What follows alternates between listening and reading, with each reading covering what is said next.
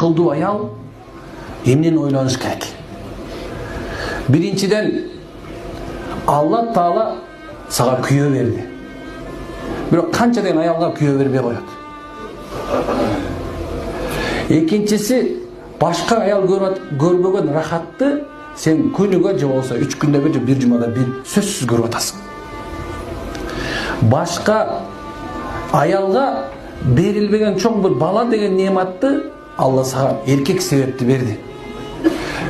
Эми бардык оор нерсени үй салышта баягы субхана сени багышта көбүрөөк бүткүл нерсенин бардыгын тең ошо сенин күйөөң көтөргөн себептүү, мейли ал жаман болсун, жакшы болсун, кыргызда айткандай жанагындай алтын баштуу негеден балыктан бака баштуу эр жакшы дейт. Демек жакшылап ойлонуп турган болсоң, күйөөңдөн көрүп аткан жакшылыгың көп экен. Күйөөңдөн көрүп аткан жакшылыгың көп экен. Демек аял киши ойлонуш керек экен. Кантип мен ушундай бир күйөөмө жакшылык кыла алам?